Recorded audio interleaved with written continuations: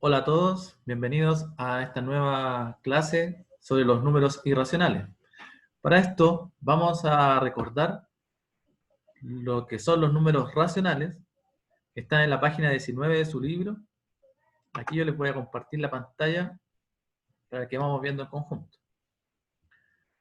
Para esto vamos a leer el resumen que está al final de la página 19 y dice lo siguiente: el conjunto de los números racionales, Q, está formado por todos los números que pueden representarse como el cociente entre dos números enteros, o sea que se pueden escribir como fracción, con divisor diferente de 0. Su representación decimal puede ser finita, infinita periódica o infinita semiperiódica. Pero existen números que no pueden representarse como fracción, y su representación decimal infinita es no periódica. Estos conforman el conjunto de los números irracionales. El conjunto de los números reales incluye los números racionales, los Q, y los números irracionales, los I. Es decir, que los reales son la unión entre los racionales y los irracionales. Los conjuntos Q y I son disjuntos, es decir, no existe un número real que sea racional e irracional simultáneamente. El conjunto de los números reales, con la adición y la multiplicación, cumple las propiedades de clausura, o sea, es cerrado, conmutatividad, asociatividad, distributividad de la multiplicación con respecto a la adición, existencia del elemento neutro para la adición y para la multiplicación, así como el elemento opuesto aditivo y el inverso multiplicativo. Entonces, vamos a ver un esquema que está acá,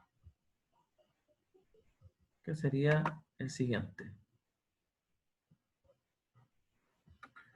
Vamos a compartir el esquema de los números irracionales. Aquí está.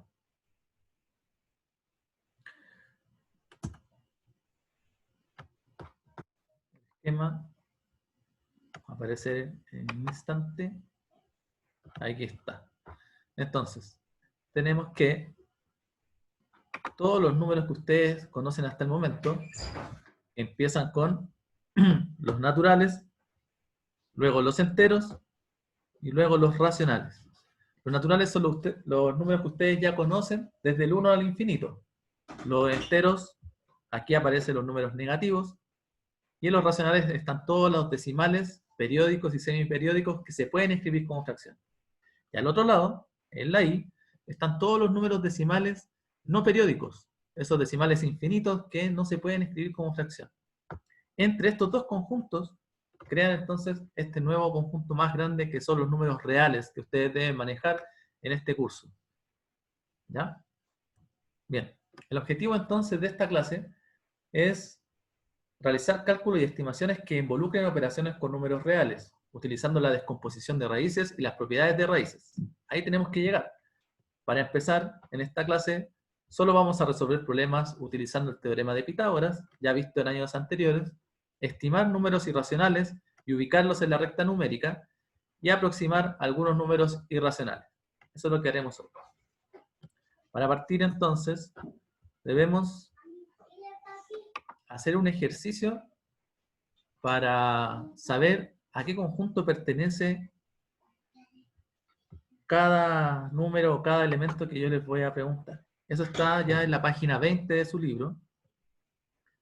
Y es el siguiente. Bajamos entonces en el libro. Aquí está. Identifica si cada número pertenece o no pertenece al conjunto dado. Veamos nuestra pizarra. Yo les voy a mostrar aquí a qué pertenece cada conjunto. El 21. Tenemos entonces el conjunto de los naturales, tenemos el conjunto de los números enteros, tenemos el conjunto de los racionales y tenemos el conjunto de los irracionales. ¿Ya? Entonces, el primer número, 21,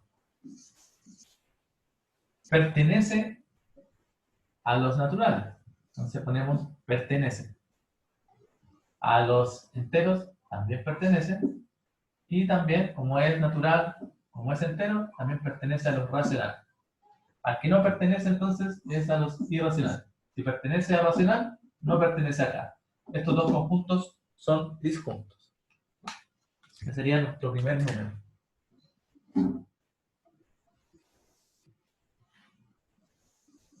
¿Ya? El segundo, 3,14.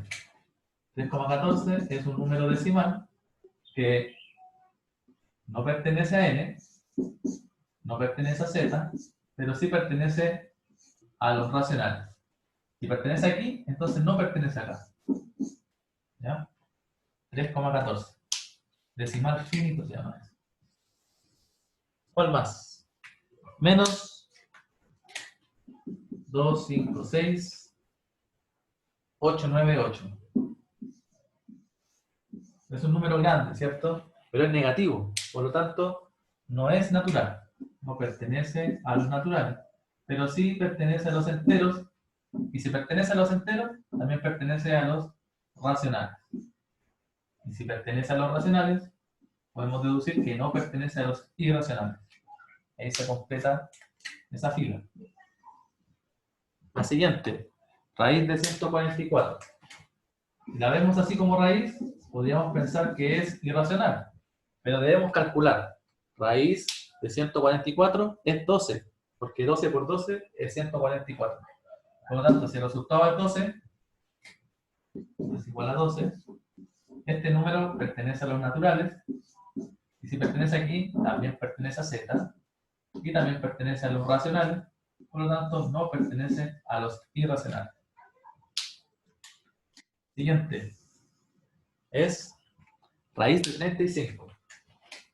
Raíz de 35 es un número que no tiene un periodo, un semiperiodo, sino que es un decimal infinito no periódico. Por lo tanto, no pertenece a n, no pertenece a z, no pertenece a q, y este sí que pertenece a los irracionales. Raíz de 35 es un número que no se puede escribir como fracción. El siguiente. Raíz de menos raíz de 49. Si calculamos eso, me da como resultado menos 7. Menos 7 no pertenece a n, pero sí pertenece a z, por lo tanto pertenece a q, y no pertenece a los irracionales. El siguiente es el menos 29,1. 29,1. Es un decimal, pero es negativo. Por lo tanto, no pertenece a n, no pertenece a z, y sí pertenece a q. Como pertenece a q, quiere decir que no pertenece a los irracionales. ¿Ya? Me queda el decimal que sigue. Voy a borrar acá arriba estos dos.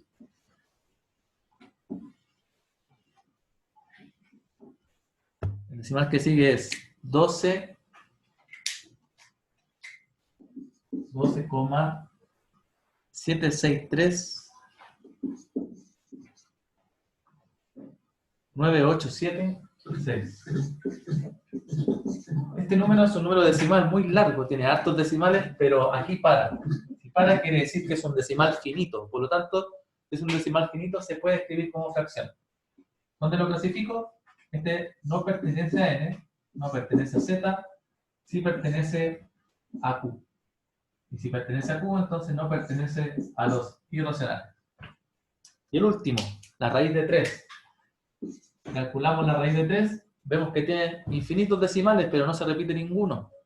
Es un decimal infinito no periódico. Por lo tanto, ¿dónde lo clasifico?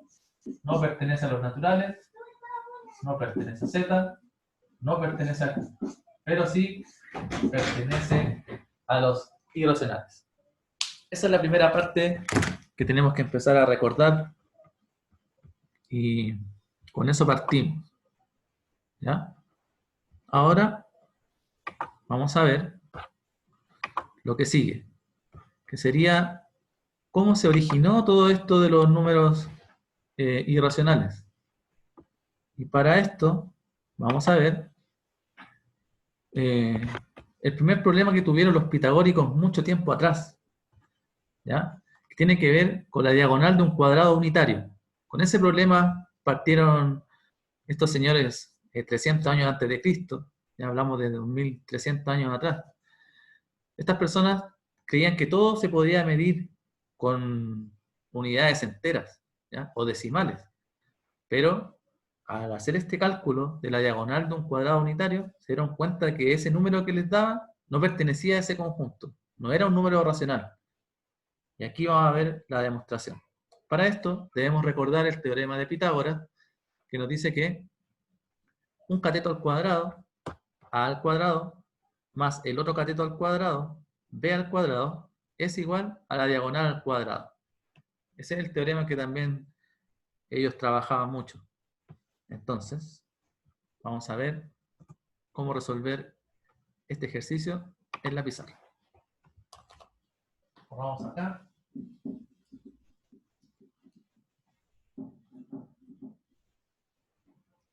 Y vemos.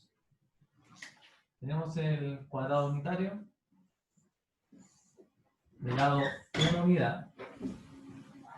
Y trazamos la diagonal D.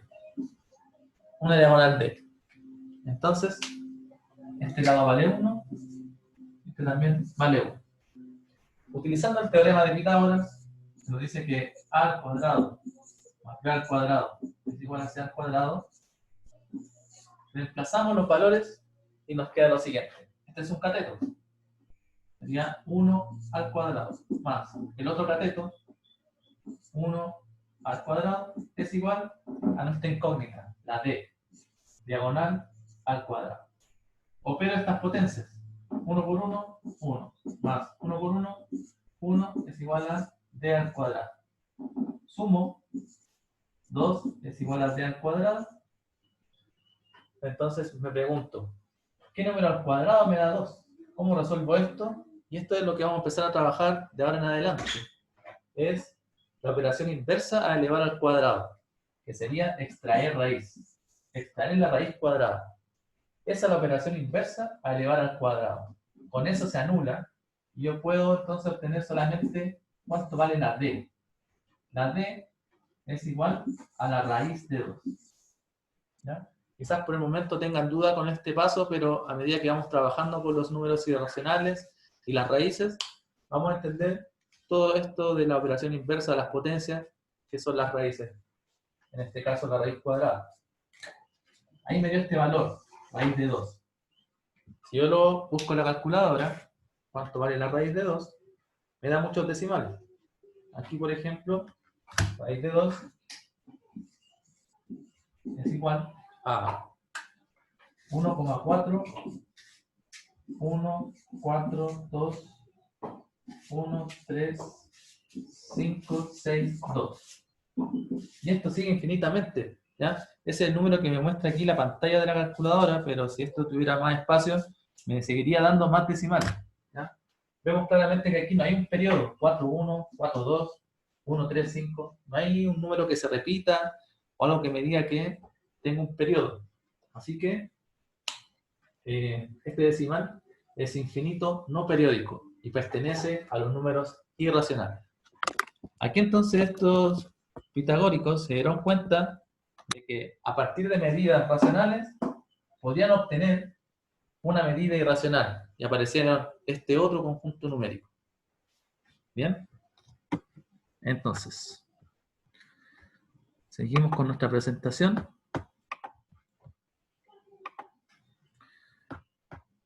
Y vemos lo siguiente.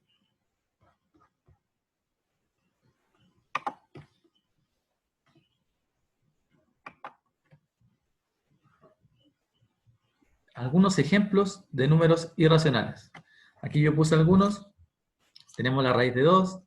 Tenemos 5 más raíz de 3, que sería una raíz con un número entero. Tenemos otra que sería 5 menos raíz de 7 partido en 2. Puede haber una división, puede haber una suma, una resta. ¿Ya? Y tenemos el último que es la raíz cúbica de 5. ¿Ya? Para que ustedes se vayan dando cuenta de que no solamente existen raíces cuadradas, existen raíces cúbicas, a la quinta, a la sexta. Esas se llaman raíces enésimas, que ustedes deben manejar en este curso. Y además, les dejo esta investigación. Ustedes manejan el número pi, ¿ya? Quiero que ustedes también puedan investigar sobre el número de oro, el número phi, el número de Euler, que se usa también en física. Así que esa va a ser su tarea, investigar sobre esos números irracionales. Vamos ahora con algo que nos va a servir mucho como herramienta y ustedes la deberían tener ya desde quinto básico, sexto básico, que tiene que ver con la aproximación. Ustedes saben que en nuestra vida cotidiana también se implementó la ley del redondeo. Si tú vas a comprar un negocio, ya no te dan los pesos devueltos, sino que se aproxima a la décima más cercana, ¿ya? A la decena más cercana. Entonces, eso tiene que ver con la aproximación. Dependiendo de dónde yo quiera aproximar, tengo que ver siempre el número que sigue para ver si el número se mantiene o aumenta en una unidad. Aquí tenemos dos métodos. Para aproximar, podemos utilizar el redondeo o el truncamiento. Redondear consiste en aproximar, fijándose en la cifra posterior a la cifra que se quiere aproximar. Si ese número es mayor o igual que 5, entonces se suma 1 a la cifra que lo precede. Y si ese número es menor que 5, la cifra que lo precede queda igual, ¿ya? Si es igual que 5 o mayor, se le suma un número a la cifra que está antes. Pero si ese número es menor que 5, la cifra que yo quiero aproximar queda igual. Ejemplo, 6,483. Redondeado a la décima, si recordamos, décima, centésima, milésima. Quiere decir que este número sería 6,5, dado que al lado derecho del 4 hay un 8, y el 8 es mayor que 5, por lo tanto, hace que este número de la décima, el número 4, aumente en una unidad, ¿ya? Pero si lo quiero redondear a la centésima, o sea, décima, centésima, donde está el 8, debo ver el número que está a la derecha del 8, que sería el 3. Y me pregunto, ¿el 3 es mayor o igual a 5 o no? Entonces me doy cuenta de que no es mayor o igual que 5, sino que es menor. Por lo tanto, el 8 se mantiene igual. El redondeo a la centésima sería 6,48. El truncamiento, por su parte, consiste en cortar la cifra que se solicita. Por ejemplo, truncar 6,483 a la décima quedaría como 6,4. ¿Ya? Corto en la décima, 6,4. Y truncado a la centésima sería igual que el anterior, 6,48.